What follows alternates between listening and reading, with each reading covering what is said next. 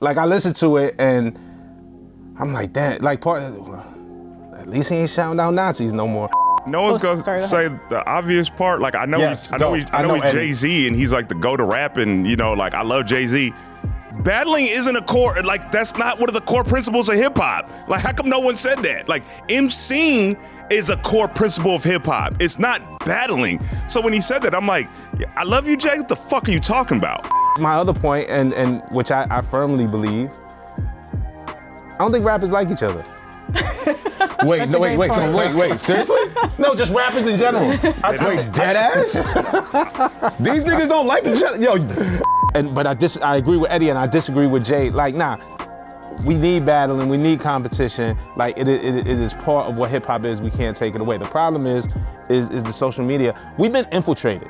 Yes. And that is the real thing. Yep. That is the real thing. Yeah. All right, what's up, y'all? Welcome back to the Rap Life Review. I am Nadeska here in our New York City studios. Obviously, Ebro's usually sitting on this side of the couch, but he's out this week, so I'm holding it down. Lowkey is here with me in New York, and we also have Rob Markman returning to the show. VP of Music and Content at Genius. Welcome back, sir. Welcome. What's up? Thank you for having me. Got a lot to talk about, so I'm glad you could pull up. Yeah, you know.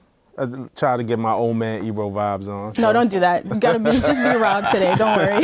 He'll be back soon enough. Just be Rob today. Yeah, and of course, out in LA, we have Eddie. Nick also not here, right? Yeah, Nick out in Japan. So I need him to give me some jeans or something, bro. Come back with some secondhand watches, something, bro. Of course, you had to put in a request for the accessories. Always. All right, so it's been a busy week in hip hop. It feels like one of the busiest we've actually had in a long time. But let's jump in with some new music. Yeat dropped his album ADL. You can check that out on Apple Music. And he also sat down with Zayn for an interview. You can also see that on our YouTube channel. Fetty Wap back home, and he dropped a new album called Xavier. So we were talking about how it was just a bit unexpected, the music that Fetty came with this. Very R&B, pop. Someone said there's like a folk song. Yeah, it's a folk song. I think it's like for the single he did. And he put a video out, so it kind of reminded me of Sinners. But you know, it just, when he went in, he wasn't making this kind of music, but it's more melodic. Sonically, it sounds good, but you know, it's just, I don't know. You just got to sit there and listen to it and let it play in the background. It's prison, man. I don't know. He came home. He was like, I don't want the track. I don't want to bake pies with my baby anymore. Yeah. I want to make folk music. I understand. Listen, if it works, you like it, I love it. That's it. Yeah, there's some songs on there I really like the Taylor Gang track. I want to spend some more time with this album. I was pleasantly surprised when we talked about him a couple weeks ago. I said, wouldn't it be shocking if he actually ended up having a big year? And there's some joints on there that could go off. So check out Xavier on Apple Music. Chief Keef also dropped a new album called Skeletor. Juvenile dropped Boiling Point. Some classic features on this one, I'd say. Manny Fresh, Birdman, Swiss Beats, and he actually sat down and talked to Ebro about the project. Check it out. How did Megan Thee Stallion and you collab on this BBB record? Because I didn't expect it, and I was happy for it. It's crazy, man. The fans, those same Tiny Desk fans, they got at me and they got at Megan. So when I dropped the snippet riding in the car, the first messages I get was, sounds like a song for Megan, because I just played my verse and the hook. I didn't play the second verse. Right. They already had somebody on the song originally. So her name is Genesis to God. But the fans did that. Right. They went at her, and then our people reached out to me and said she wanted to do the song. I'm like, what you want me to do? What you need me to do? So it's really Singing two versions of the song. It is. For the record, I'm just letting people know it's not a remix because of how the context the songs was done. Right. Yeah, but you know, remixes after the song is out and it hit, then you go get somebody else on it. That's not what this was. Megan. So now we got to figure out how to get Megan on the pop out at the Juvenile show. Yeah. Or just Juvie on the pop out at the Megan show. Yeah. However it's gonna happen. That's definitely gonna happen. Because I'm talking to T. Forrest all the time, so it's definitely I like the way this guy thinks. But I'm glad you put it on his platform and put a little pressure on him. Yeah. You got to talk about it. Yeah, you got to speak it into existence. Nah, Megan cut up. She good people, man. Good people. And then the fact that she started shooting these little short videos. Yeah. And she blew it up. I mean, thank God for Megan Thee Stallion. So that was Ebro talking to Juvie about the new album Boiling Point. You can check that out on Apple Music. All right, one more quick project to shout out. Central C also dropped a new EP called All Roads Lead Home. Eddie, you like this one, right? Yeah, so I'm gonna be honest with y'all, right? In our field of work, a lot of times when we have an album that we like, people want us to talk, or at least we assume people want us to talk about it, like go and dive deep into it. And through the 7 tracks, I thought blah blah blah.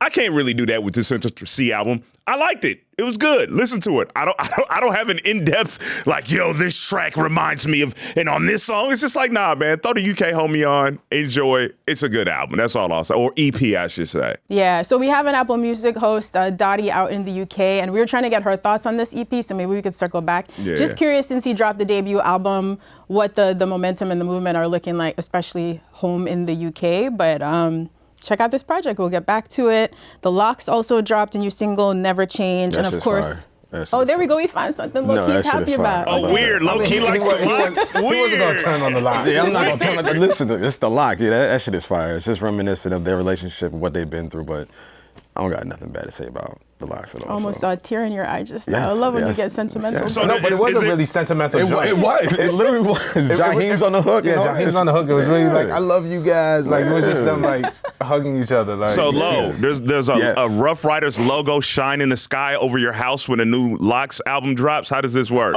Most definitely. Okay. Rough Riders, D Block, Okay, all all right. that shit. Yeah. It just lights up my bedroom, lights up the sky. Boom. Love a new Locks. Did you put on like a full on Dickies outfit, or what does one put on when a new Nah, Locks? I put the paper towel bandana on with a white That's tee. Hot. That's hot. Okay. And I brought out my Rough Riders chain and I Okay. just listened to it for the rest of the night. Well, brother, where'd you get the congratulations. Rough Riders chain from?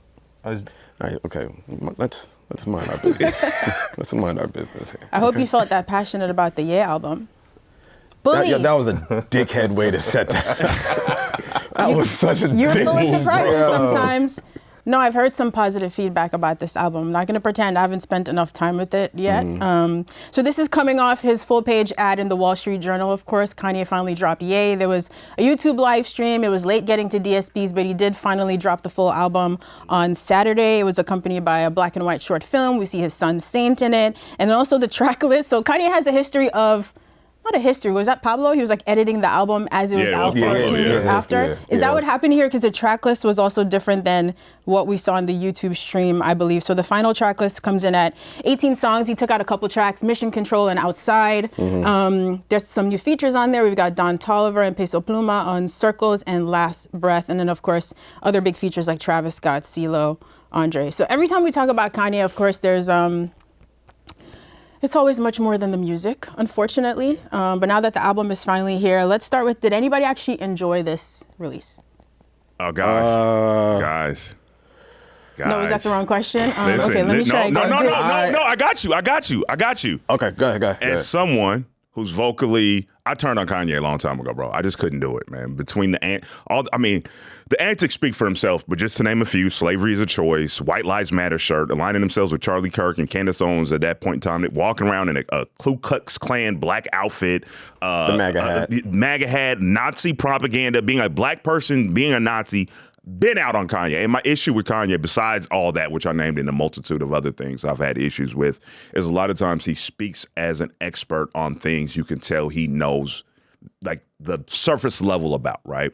I think that's called the audacity. The audacity. Something I'm working on having this year. Yes, but people excuse a lot of the behavior because they've fallen in love with the music, as I used to be. I used to love the music as well. And they'll say, well, he's a genius. And I'm like, there's a huge difference between a creative genius, which he is, and a person that speaks from a place of intelligence about the subject matter in which he tries to tackle. And a lot of it is heavy stuff like politics and slavery and all that other stuff. So for years, I've been out. I don't even listen to Kanye albums no more because I can't separate art from the artist with him, right? And this album, a friend of mine, actually a friend of all of ours, convinced me to listen to it. And he was like, hey, man, just check it. I'm kind of curious. I know how you stand with Kanye. Listen to it and let me know what you think. So Is that Nick? Who's the friend? If we all know him, just say the name. I'll tell y'all later. So as I'm listening to it, I'm like, it's pretty good. It's the stuff I miss from when I actually listened to Kanye and enjoyed him. Like, to me, this is probably the best music he's released since Pablo. Whatever your relationship is with Pablo, he sounds a lot less disconjointed in the music. It's the soul samples we love. And when Kanye does music correctly, it doesn't sound like everybody else. Like he's his own genre. Like the producing, the rapping, the braggadociousness of Kanye. I think it's a good album. I'm still not in on Kanye. I can respect the art. I can be like, as an album, I respect it. I think it's pretty good. Kanye the Human, I'm still out on, and because of that, I don't know how much more I can listen to Billy. But if I'm just judging the art, I think it's pretty good.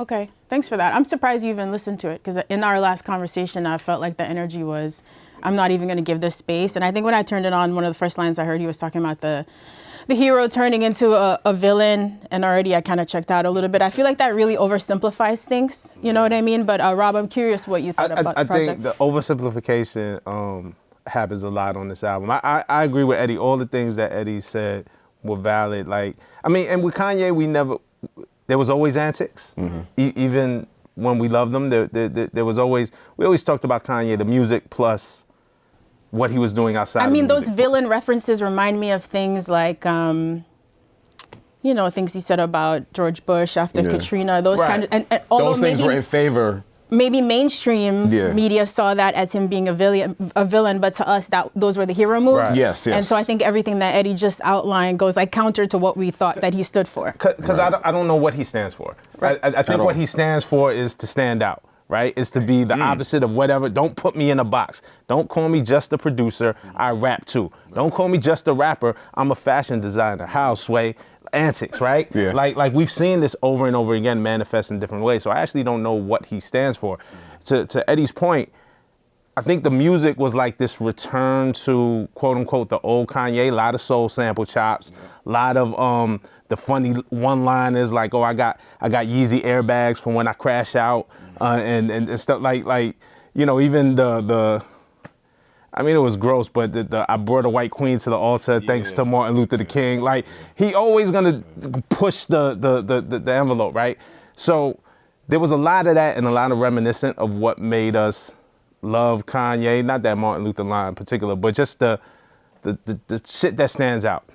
Problem is, with all of the stuff that Eddie just listed, the KKK outfit, the Nazism, the slavery was a choice, like all of it, there's no answer for that. So it just seems very surface, and it doesn't really feel like he wanted to have a conversation. He did the apology, and then was like, all right, let me just put out my music. But I don't think there's enough in this music to completely be like, all right, I'm fully on board back with Kanye. Like, the album is fine. Like, it's cool. Yeah. But, even at Genius, on the Genius charts, like, people are looking up the lyrics. People are, like, really into this. He still has fans. He will likely... So you think they're looking up the lyrics because they're searching for a deeper meaning there? Possibly. No, but deeper meaning, but it's also just like, it's Kanye West. What is he going to say? Yeah. What is he going to tell us? Like, good, bad, or indifferent. And I think a lot of this is just, I don't think it's great. I don't think it's bad. A lot of it is cool. Indifferent. That's an interesting word. For me, it's so hard to listen to him and be indifferent, right? Because he's an artist I've felt so much emotion for, but maybe that's what I need to do to listen moving forward. And part of me is like I listen to it and I'm like, damn, like at least he ain't shouting out Nazis no more. Like, you know what I'm saying? Like, that bar is in hell. That bar is in hell. Absolutely. With that. Absolutely. I think people were just trying to grasp on something that they remember, right? Listening to this album, I think they were trying to just grasp at straws. Like, does it remind me of Donda? Does it remind me of College Dropout? Does it remind me of Graduation? So on and so forth. I think that's what people were looking for. I listened to it. The production is cool.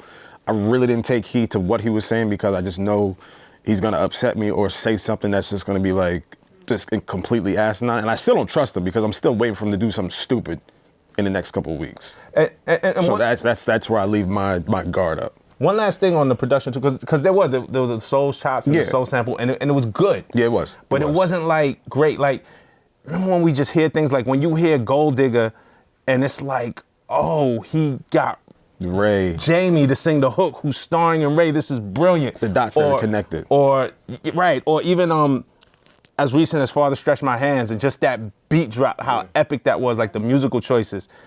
There's none of that on the album. There's no kind of highs like that we're used to getting from Kanye. It's like cool soul chops, cool one-liners, but it's nothing that's like, oh my God, this is amazing. Even to kind of, back up what you're saying, the first song for a lot of people that, put Kanye on the map is Through the Wire. And think about that sample, Chaka Khan, an artist from Chicago, singing Through the Fire. He switches it, makes it through the wire while he's actually wearing a wire. Like, bruh, to me, that's one of the most amazing songs ever created for what it did for his career, what it meant for him to rap through the wire, the way he flipped it to Chaka Khan, and the fact that put him on the map. And that's why I've had such issues with Kanye, because I don't come from a place of never liking Kanye. I come from a place of loving Kanye. Like, I loved his music, specifically for me, the first 3 albums, right? And then, varying degrees throughout his career. So it hurt, man, when he started flipping, because as someone who you guys make jokes about me about, I love like gangster shit when I listen to music. I'm not gangster at all. I just like that. But Kanye, when he came out, he was more in line with my sensibilities. It was like, here's this, he comes across, not that he is, like a suburban kid that just loves rap, that wants to dress fly, talk to girls, and, he's not hood. He worked at the Gap. Like, all that stuff was like, boom, boom, boom. I align with that. Like, finally, someone I can see myself through. And then when he took his actual villain turn, it was like, yo, man, like I can't do this no more. So, and then there's the hype beast part, and we had this conversation off air. Like once we've reached this weird part of fandom with everyone's fandom that it becomes almost cult-like, right? And it's like, bro, you don't even make me want to like the dude, because you're not even critiquing him based on your opinion.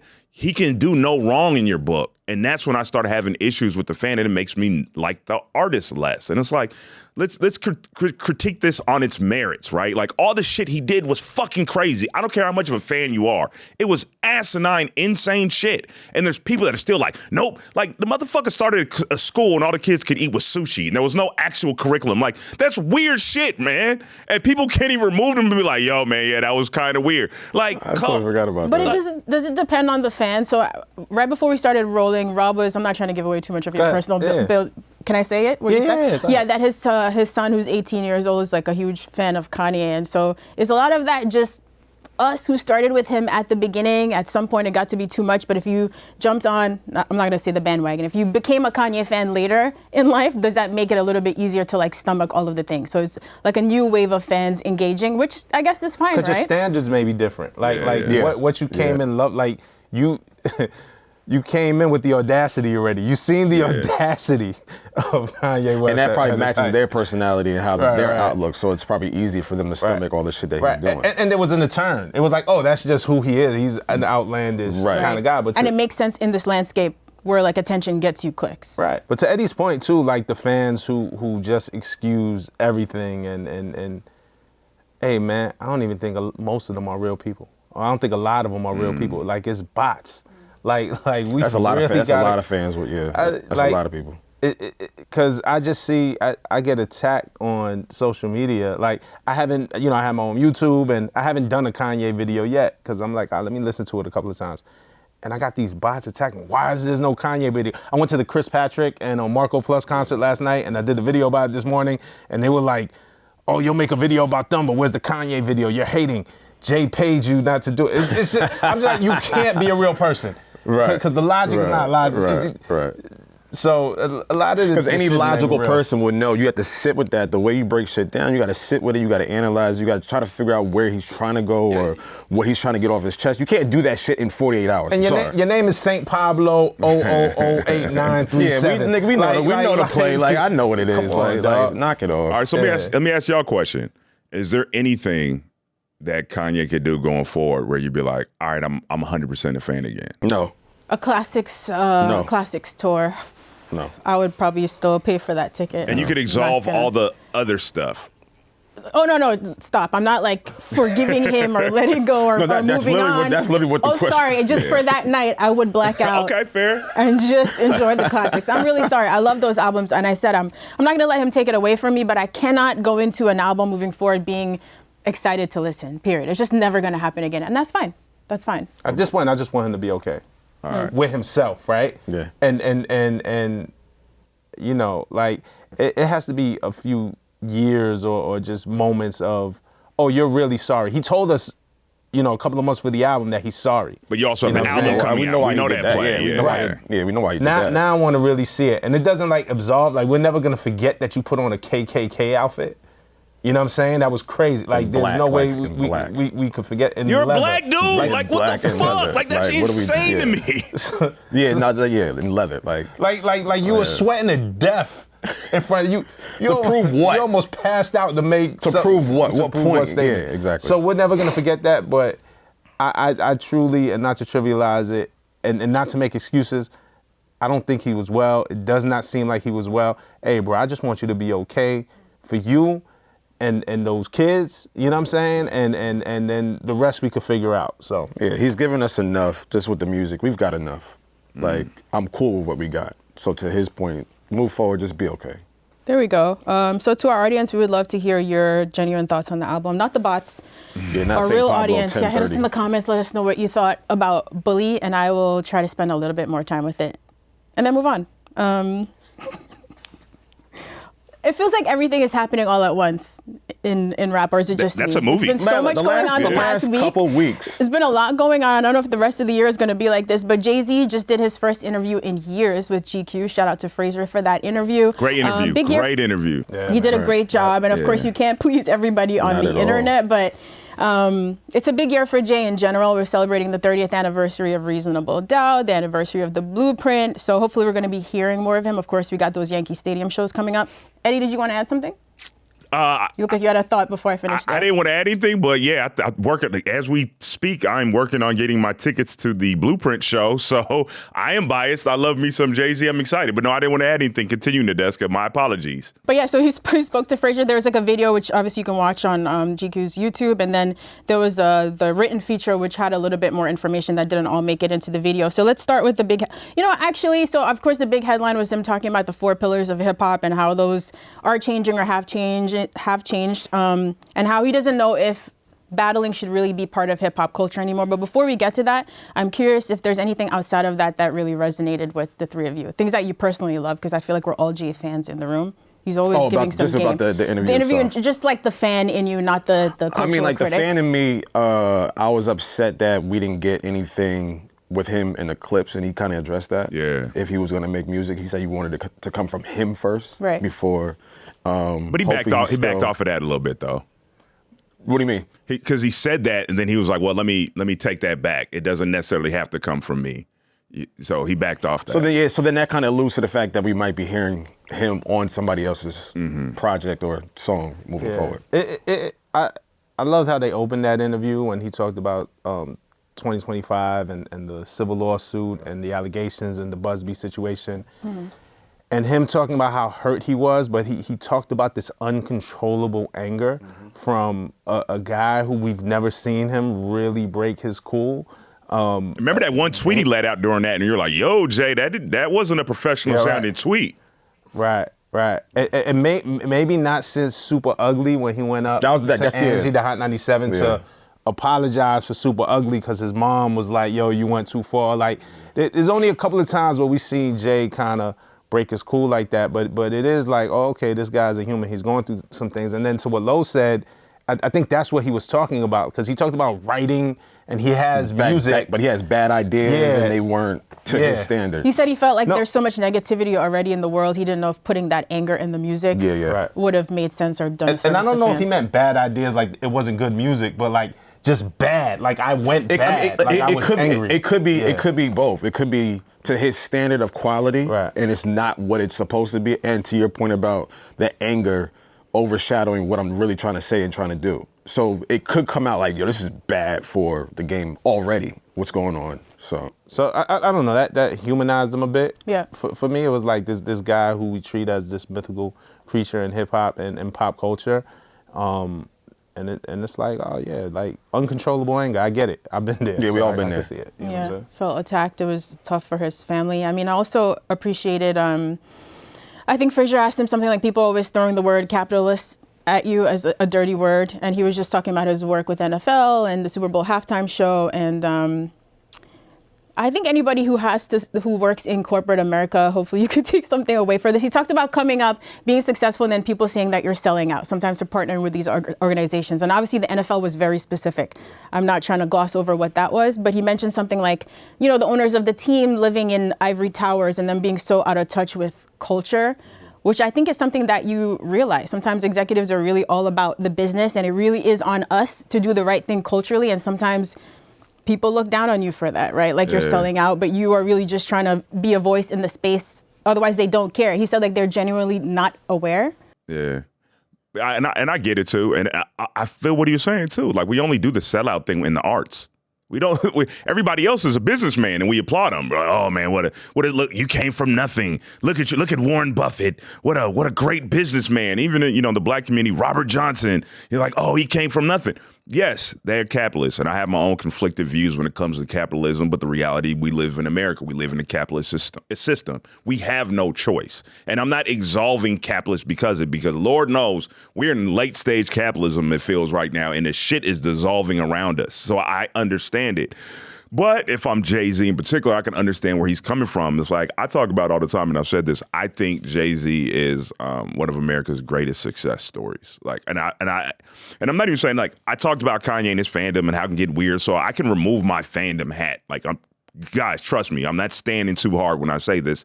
You talk about somebody from the projects of Marcy, you guys all live in the New York area. Like you, especially not even now, like you think about in the 70s and 80s, what those projects were like. For someone to go from that to becoming a billionaire off of the arts is fucking insane. Like we should be pointing to that and be like, yo, that's the American, because that really is the American dream. We're sold the American dream all the time. It's like, I go, what do they always say when they want to like point at minorities and be like, you shouldn't be able to live off the system. You should pull yourself up by the bootstraps. That's been weaponized. Like that's a motherfucker that did it. He didn't have a major record deal. He had to independently go do it, maneuver and do it. So in saying that, he is a success story. Now the issue with capitalism, I get it, guys. I really 100% wholeheartedly understand that. But if you are Jay-Z, he is right. We only do that we don't, even athletes that go from something to nothing. We don't like look at LeBron James, who's also a billionaire for the most part, unless you're just a LeBron hater, which exists, and go, nope. He shouldn't get that. They have contracts in the NBA and all kind of other ways, and through Nike and other kind of ways in which he can get money. And no one calls him a sellout. They're saying he is getting what he is due because he is really, really good at basketball. But if you're a painter, if you're a musician, if you're anything, a writer, you become a sellout. It's kind of fucked up. Jay also said something to the effect of that I thought that was important, that he operates in the world as it is and not as he wishes it to be. And I mean, it just is. It's the system that we live in. So, hey, man. Like I'm trying to get money. Who sign my check, I want a raise every year. Right. My next contract, I want bigger than the last. Right. Like, I want to send my kids to school, and look, the difference of what I make and what Jay makes. Astronomical. It's not even in the same stratosphere. And I don't know how much you might be making some bucks. But even capitalism, part of it is that the belief or the dream that we're all sold that yes, we too, if we work hard enough, we could be it. So there are absolutely flaws in the system. But let's be real, the majority of us are all playing the same game, man. Like, you know what I'm saying? Like nobody here is taking a pay cut. If I could, sell T-shirts and make $15 extra off of a T-shirt that some kid in another country got paid 30 cents a day to make. Like, it is terrible, it's horrible. I'm not excusing any of that. Yeah. But it is all around us, and it's a problem that's bigger than me or bigger than us as individuals. Like, you're completely right. It's a good point. I think he said, he's realistic, not idealistic, right? Which is important. And I think even when he was talking about Reasonable Doubt, he mentioned, I think this is one of the things that's made him such a great artist. I think it was The Evils he's talking about, where he says, he had to get the bridge just to get the audience in. And once you get the audience in, he could say what he really wants to. I think a lot of artists sometimes aren't willing to compromise on what they see as the purest form of their art. But he also knew how to do that in a way just to get more attention, to get the message across. So anyway, it's nice to hear from him. It's been a long time. As Fraser pointed out at the top of the article, it's been 9 years since 444. I didn't realize it actually has been that long. And so people were really excited to hear what he had to say. So let's just start with the 4 pillars of hip hop as we get into him feeling like there's no space for battling in culture anymore. So he said, obviously there is, breakdance, not at the forefront of rap anymore. It's actually an Olympic sport. Graffiti, beautiful in certain places, not part of hip hop. He said DJs used to be at the forefront, but these days you don't even know who the DJ is for most of the artists anymore. And then he gets to the last pillar, battling. He said, we love the excitement, I love the sparring, but in this day and age, there's just so much negative stuff that comes with it that you almost wish it didn't happen. So I have some more quotes. So he goes on to say, he probably sounds like the old guy wagging his finger, but he does feel that we can achieve the same thing as far as sparring with music and collaborations, more so than breaking the whole thing apart, which is really interesting. And he did add later, because of course, people are going to be upset. I realize it's a bit hypocritical because of how many battles I've been in, and given the nature of Super Ugly, it takes growth to arrive at this place because I've done the bullshit too. Now, can 2 things be true at once, right? I don't think any of us will disagree that the other 3 pillars of hip hop are no longer at the forefront of the culture, right? DJs maybe, but not the first 2. I think breaking has evolved to I just saw Cardi B and MSG, like the choreography, like, you know what I'm saying, the dances. Like, I think, Soulja Boy cranked that, what was that, 15,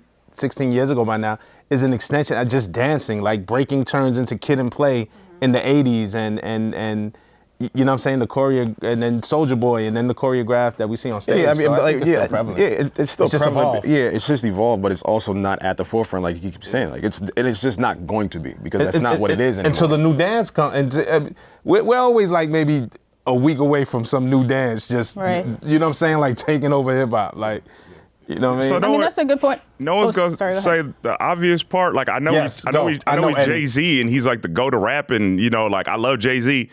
Battling isn't a core, like, that's not one of the core principles of hip hop. Like, how come no one said that? Like, MCing is a core principle of hip hop. It's not battling. So when he said that, I'm like, I love you, Jay. What the fuck are you talking about? Like, MCing is overall rapping, which he knows. And yes, battling is like a small, tiny subset of that. So what are you gonna do? Remove the MCing part? Like, what are we talking about, Jay? Yeah. I think he misspoke. Jay has to know better. Eddie, I absolutely agree with you. And then I think battling happens in all breakdancing battle, DJs battle. Graffiti is a battle. Yeah. So that element lives. Competitive element of it. I got what he was saying. I think he misspoke, Fair. and I think the clashing of it. I hope that given the chance, he would go back. I think he kind of, again, Jay-Z is human, right? Yeah. So I think he messed that one up. But I think it's interesting. He was sending notes after the first interviews as well, things he. But even with that sentiment, I feel like even just with the situation he was talking about with Drake and Kendrick, right? I feel like he can't be the one to say that. He can't be the one to say, because he left condoms in the baby seat. Not only that, he can't be the one to say it went too far or X, Y, and Z. And it's like when you're looking at the situation that Drake and Kendrick are in, you were a pivotal part of Kendrick putting all that energy out there. But maybe no. Like when it comes to the Super Bowl. Oh wow. So then when you look at that whole result or that whole catastrophe, you look at how close in circumference he is, and then him saying that. It's kind of like not contradiction, but it's a hypocrite. That's interesting. So the Grammys part, I didn't remember him being there, but he did specifically address Kendrick being at the Super Bowl and said, like, technically, what does this battle have to do with me? I'm Hove. I just put the guy on who had the biggest year. And I understand that, but it does look funny outside looking in. I thought you were going to say because of his past, because he's been in so many battles that have gotten so many. But he did address, so I'll let you get into this more. But he said, again, I know it sounds a little bit hypocritical, but his overall point was, stan culture has just made things so toxic. And one thing I 100% agreed with, him saying that now if you are a Kendrick fan on the internet, you have to hate Drake and vice versa. And I hate it. It even feels weird in our space. Like, we can't talk about one of these guys without people feeling like we're being biased. So I agree with that 100%. I agree. Sorry, get into it. Do you agree with him saying it's hypocritical because of the Super Bowl? I disagree. Jay, look. He just can't be the one to say that. I don't deal with the world as I wish it to be. I deal with the world as it is. The world as it is that at that time, Kendrick Lamar was the hottest artist on earth. And we understand And he had that diss record under his belt. Right. But I'm not going to put him on that stage. I do feel that if Drake would have won, I think Drake would have got that offer. Okay. Historically, I feel like Jay will go with who's hotter. Like, if we want to get into, like... I understand that. I'm not saying that Kendrick did not have a monster year, but there's a big... But you're disqualifying him from saying that just because of that? What about him just being Jay-Z and, like, he's Yeah, no, I get successful... that. And, like, the experience that he's been through, all the battles that he's been through, all the mudslinging that he's done as well. But when you say the too far part, I do think that comes from the standpoint, but it's still, like, you're still a piece of that happening. Unfortunately. I'm not blaming him. Without Kendrick's halftime show performance, would that have changed much? Maybe. Here's the thing, bro. Maybe. Yet again, I love Jay. I don't care what you're talking about, bro. I like battling. I like it. I like it to get ugly. I like it. I love battling too. I agree with him that it goes too far, but we're gonna use his own quote against him.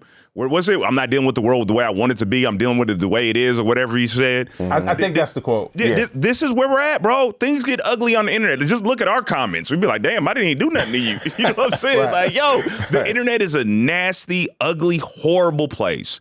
And it is just a microcosm of our overall society. So I understand. Look, man, we all get older, we get wiser, we get more mature. I would not do the same things I did at 25 that I would do at my old ass age right now. So even like my younger, cousins or people I know, they were doing the exact same stuff I used to do. And I'd be like, hey, man, you shouldn't do that, bro, because I have the wisdom of being older and gone through it. So I understand Jay's point. I get where he's coming from. I'm just immature enough in my life to be like, nah, man, I like when people be talking shit about each other. But it's gotten to the point, and I disagree with the Super Bowl thing, but I agree with Eddie and I disagree with Jay. Like, nah, we need battling, we need competition. Like, it is part of what hip hop is. We can't take it away. The problem is the social media. We've been infiltrated. Yes. And that is the real thing. Yeah. That is the real thing. Yeah. It used to be that the conversation was our conversation. Yeah. And yes, we had it in the barbershop, we had it in the lunchroom. Sure, it got fiery, it got debated. But we didn't say Jay-Z and Nas, okay, you have to cast one of them off the island forever. It didn't get like that crazy. The fact is a lot of these fandoms who change their avatar to match whoever their favorite rapper is. Mm-hmm. I don't know you. Do you like hip hop or do you like that one artist? Do you like the engagement that comes with them one artist? What does Ebro say all the time? What happened to all the Tekashi 6ix9ine fan accounts from a couple of years ago? I feel like they just changed their face. Mm-hmm. No, you changed the face. You changed the username, and now you on somebody else's wave, right? Most of them are bots. Mm-hmm. You know what I'm saying? We have been infiltrated. Think about me and Eddie, right? We know each other in real life. Mm-hmm. So we could be on social media having a back and forth and disagreeing with each other. Right. And a debate, but it would still be rooted in our love for this thing. Yeah. That we share, which is hip hop. Yeah. And then think about the debate you have with the stan armies. It gets so nasty. It'd be like, yo, do you even love this thing? Right. This ain't your shit, man. You just like arguing and being popular in engagement, man. We've been infiltrated. Half of y'all fucking opinions don't count. I had somebody said, oh, your mom's a whore because I said Drake couldn't sing. Like I mean, that's mild. That's mild. Yeah. What, my mom's a whore? I've had. Are you crazy? We've all got. I've had someone threatening my girlfriend. Disrespectful things people say online because of your rap opinions. It's one of the reasons why I kind of hate. But to his point, yes, we've been infiltrated, and I do think sometimes it can fall on us for engaging. But yeah, clearly I don't do that shit anymore. But nah, dog. Somebody went up. Man, God forbid, man. Somebody went up and shot Rihanna's house. Crazy, bro. I don't have that type of money for security. Crazy. I'm not engaging with none of y'all, man. Y'all got it, man. I would talk to Eddie online, and we could debate. Me and Low, we got a group chat. Me and Nadeska. The ones who I know are us. Yeah. Those are the ones you talk. Those are the ones you look at. Man, you talk to. The rest of y'all, man. Good luck, man. Y'all got it. That's a great point. I mean, look, we're obviously not going to change the internet. Those the people in the ivory tower have designed this to be addictive, and here we are. So infiltration. I mean, I guess it's like we take it into our own hands. Like Rob said, you keep the debate small with the people actually care about the music, and the rest of it, we just have to hope, especially in the Kendrick Drake situation, that I don't know how many years is it going to take where we could talk about one without. No, that's forever. That's going to be forever. That's going to be forever. I mean, think about this. If we check it to another, medium, basketball, like you can't talk about LeBron James without somebody bringing up Jordan. Like you can't have that conversation. It won't fucking happen. That's just fan culture now. It's the same conversation every Monday on first but, day. What I do hope for, honestly and sincerely, is like, all right, the battle was fun. It was the greatest battle we ever saw in hip hop. A lot of great debate. I'm ready for these guys to have a career that extends past that. Like, I want Iceman to be dope. I want it to be good. I do want it to be good. I want it, like, I don't want to see Drake cast off the island and forever into obscurity. Like, it's not that serious to me. Yeah, just because he got his ass kicked in a rap battle doesn't mean I don't want him to have a classic rap album. A classic rap album with no R&B on it. We don't want any singing. It has to be a classic rap album. However he plays it, I hope it's good. I'll leave it at that. That's generous. Yes, because I'm trying to be, optimistic and unbiased. Okay, Lo, I like that. All right. Yeah, see, I was waiting for that one. I'm not saying that. I was waiting for that little, yeah. I'm on some positive right now. I'm with you. Say less. Okay, well, you know who was on something less positive? Joey Badass. So there was a lot of conversation around, obviously, this Jay interview, J. Cole interviews this week, and Joey jumped in, and at first this seemed out of left field until I read him saying that this came about because he wanted to weigh in on Jay-Z saying that we could achieve the same things on collaborations instead of just sparring, which is interesting. But he's basically saying, and he tried to single out Cole for this, he mentioned that JID was not on the fall off because Cole would have been scared that Jid would have out-rapped him, right? Is that the summary? The tweets were really long. Yeah, that's the gist of it. Okay, very specific example. I don't know if he knows something that we don't know because... He spoke to Jid. It was clear in his tweets, too, that him and Jid had some type of... that he at least shared those same thoughts with Jid. It's unclear what Jid actually feels or said back to him. So wait, he said these things to Jid? He alluded to that, yes. Did he allude to what Jid was his response or his temperature? He said he wouldn't say what JID's response was. So he knows something that we don't know. Yeah. This is inside baseball. They went on the cover of Double XL together. Yeah, of course. They're friends. So this seemed like a private conversation that they had, and Joey spilled his feelings publicly. We don't know how JID feels around this. I think whatever response Jid had for him, I think caused those tweets to happen. I don't understand why that just comes out of the sky, out of nowhere. Well, come on, bro. We know why. Joey has a history of inserting himself into things. This is what Joey's been doing lately, dog. Like, Joey just sees, like, all right, people are talking about Kendrick Lamar. I'm a beef with Kendrick Lamar now. And now, shout out to Joey. He held his own against the whole West Coast. But didn't Kendrick Lamar never responded? He was like, look, bro, like, I'm gonna let my little bros do the work. I have to do nothing. And now he sees a few interviews go up. And here come Joey again. I'm going to insert myself in here. And look, man. I wonder how Cole feels about that. I think a lot of it, first of all, there's a Joey and Cole, because remember, Joey said on one of those diss records, I think it was Sorry Not Sorry, might delete later, but damn sure well Joey won't. Yeah. Which was a kind of jab. Nice little, and then on the Birthday Blizzard mixtape, on 99 Bill, Cole gave some bars that to me kind of seemed like it was a response to Joey, just the gist of it, like, all right, you do this battle thing to garner attention, but then when your album comes out, it doesn't translate to attention for your album. He didn't name any names, but it kind of felt like, oh, was that a response to Joey? So there's this thing between Joey and Cole, and I think they're friends. I think there's a mutual respect. But this doesn't also exist like in a vacuum. You know what I'm saying? And then my other point, and which I firmly believe, I don't think rappers like each other. Wait, seriously? No, just rappers in general. Wait, dead ass?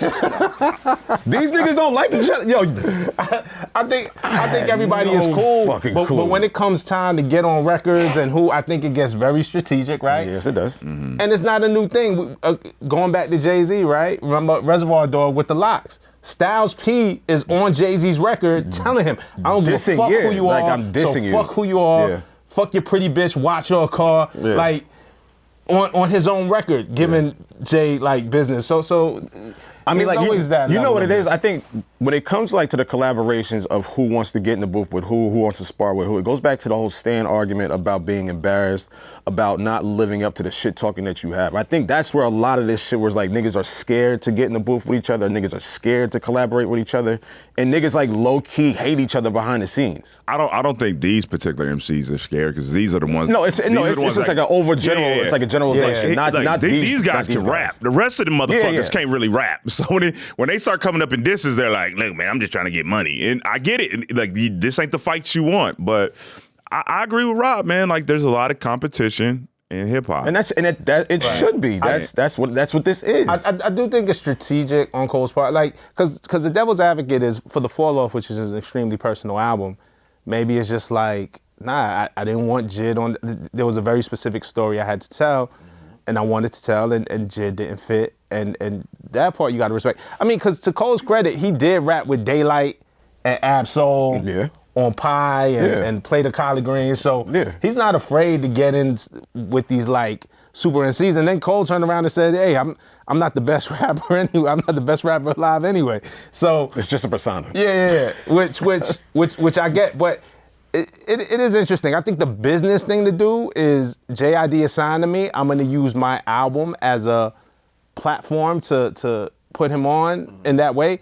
But then again, Cole never did the business thing. Is he still signed to him? I really don't know anymore. I feel like that may have dissolved. I don't know that. But I mean, going back to your point, this album is 10 years in the making. Right. And to your point, JID may have not fitted that mold, and that's okay because there could have been a lot of other niggas he could have got on that project that didn't fit that mold. Yeah, like was Boss on there? Like what other was? Nah, Boss wasn't on there. Yeah, he might have had some writing credits for some of the. And Boss was riding around with him, you know, in the Trunk tour. Yeah. So it's like, bro, like that whoever that y'all wanted to see me with, maybe it just didn't fit my story, what I was trying to tell. Maybe after collaborations, hop on with them, this and the third, cool. But for this right here, this is just me. And honestly, bro, like as much as it might be perceived that I just shitted on Joey, maybe he's being a good friend. Maybe he feels like, look, man, that was kind of messed up. You know, JID did tell me something like you're foul for that. Maybe that is what that is. I don't know.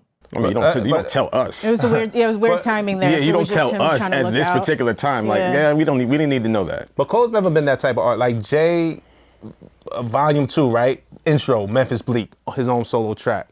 When he signs Beans is all over Jay-Z's album. Like Jay understood the business part or was willing to play the business part to use his albums as launch pads for his artists. Cole was never like that with Dreamville, and honestly, and they all kind of say, at least publicly, they all say he treated them well.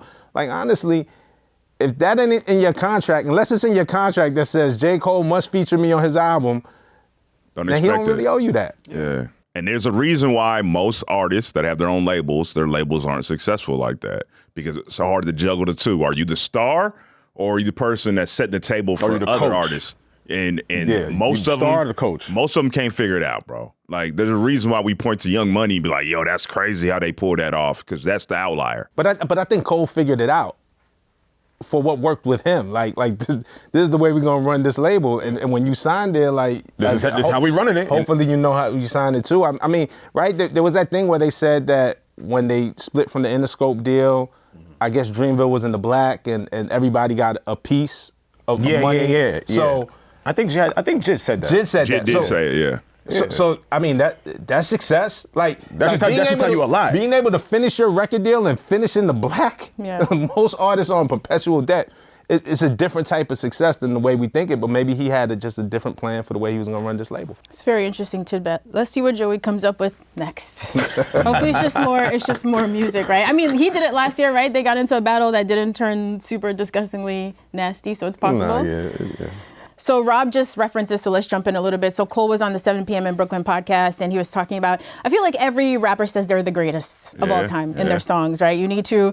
And when they asked him if he really feels like that in real life, he just goes on to say, like, look, there are people like Black Thought and Lupe who are alive at the same time, right? That some days he could go in the studio and out-rap people. Some days people might be able to out-rap him, if you guys feel like that's a good summary. But it seems like some people took it out of context and just said he didn't believe that he's a great rapper. Rob, help us out. Yeah. I don't think nothing to take out of context. But there's always something to take out of context, right? Because I saw a lot of negative feedback to this clip, so I don't know if Again, because the internet. Shout out to Childish. Infiltration. Because we've been infiltrated. Yeah, I think Cole was pretty clear and human. Yes. Hey, rappers say a lot of shit. And most of the time it is not true. I love Mobb Deep. Mobb Deep kills 87, rest in peace Prodigy, kills 87 people per album. Yeah. Rick Ross has sold 600 trillion tons of cocaine via Deeper Than Rap, Teflon Don, and Rich Forever.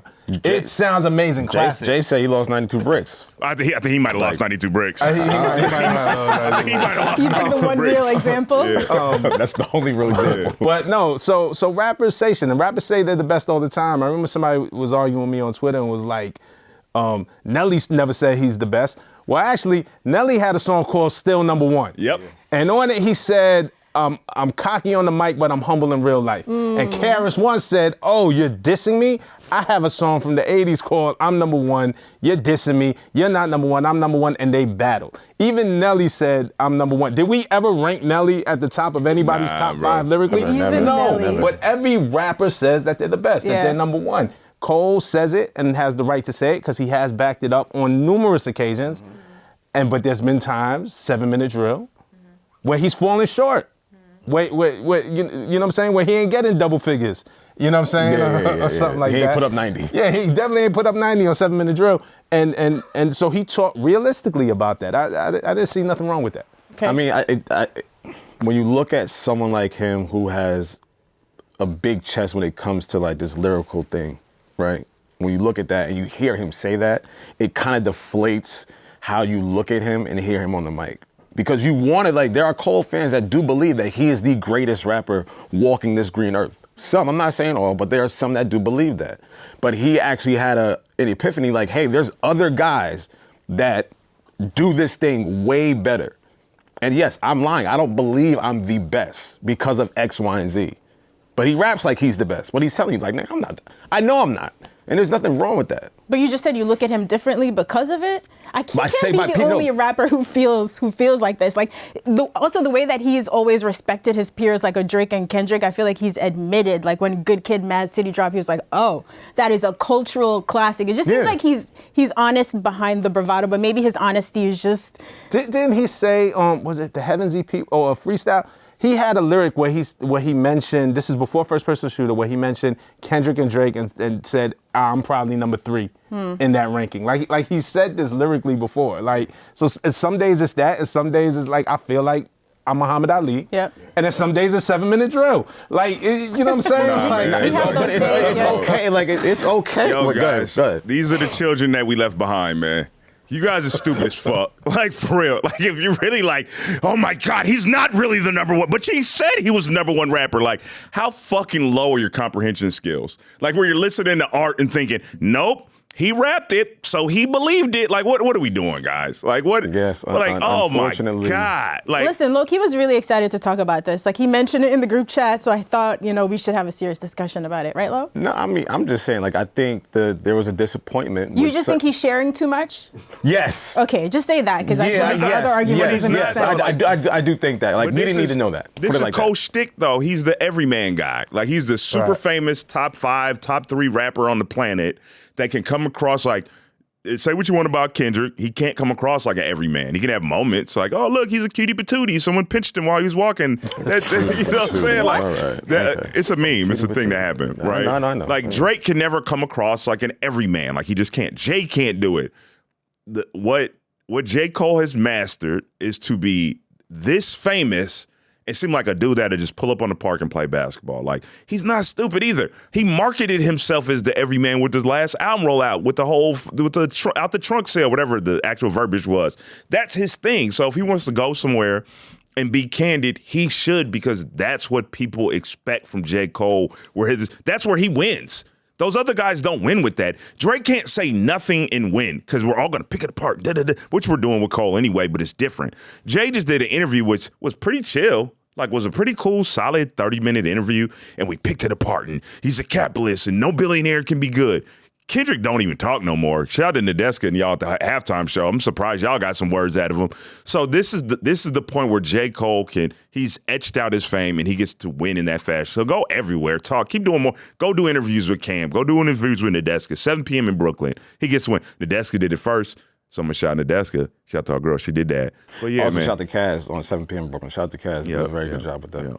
Yeah. History will be kind to J. Cole. We're in the moment, and Eddie is right. And man, we keep this shit up. Nobody's gonna want to do interviews. Yeah. Like, cause it's like, cause the fact of the matter is, no matter what Cole would have said, if Cole would have said, yeah, I think I'm the best rapper alive. Then it's like, well, you backed out of a battle. How could you say that? There was nothing that Cole could have said in that instance. And he asked Kaz to ask him the question. There was nothing that Cole could have said in that instance that everybody would be like, I get it. Like it's just going to be picked apart. And I think he understands that too. I think he knows that anything I can say is just going to be left or right. We're in the moment. History will be kind of cold. When we look back on this moment and the hot takes aren't so fiery anymore, I think history will be understanding to him. Wow. What a nice positive way to close this. I love that, because that's all social media is. We're just caught up in the moment all the time, 24/7. It's exhausting. Instant reaction. 5 years removed, it's a whole different story, you know? We'll be thinking about something else. You know, on the bright side, I guess sometimes it's okay to get caught up in the moment. In Versus specifically, so Tank versus Tyrese, that happened a few days ago. You can check that out now on Apple Music. I think those are the rare moments where it feels like we're actually coming together to celebrate instead of just picking people apart, right? To have fun, to enjoy. Celebrate Tyrese's turtleneck. That turtleneck, yo, Tank, we need that record on DSPs whenever you're ready, because that turtleneck shit was that slap, fire. Bro. Check that out on Apple Music. And so before we go, we also want to shout out the first annual Cloverfest that happened in Albany, New York last weekend, hosted by the Clover Boys Streaming Collective. And there were some performances, Meek Mill, DaBaby, JT, Hurricane Wisdom, and more. I guess we'll look forward to that coming again next week. And that's it. Rob, thanks for pulling up. Thank you for having me. We appreciate you. You can check out Rob's YouTube channel. What's the handle? Do you want to? At Rob Markman. It's the YouTube channel. Yeah, man, just my thoughts. It was great having 2 journalists on the show today. 2 journalists and only 2 journalists. Rob and Lowkey, yes. But only one of them got the hottest interview to get right here. Exactly. Shut up. I saw what you were trying to do, you asshole. Yo, we appreciate you guys for tuning into the Rap Life Review. Subscribe, like, drop us a comment if you're not a bot, and we'll see you next week. What's up? Appreciate you checking out an episode of the Rap Life Review. We're here every week. If you want to subscribe on Apple Music, YouTube, you'll never miss an episode. Get in the conversation, hit us in the comments, hit that like button. We'll see you next week.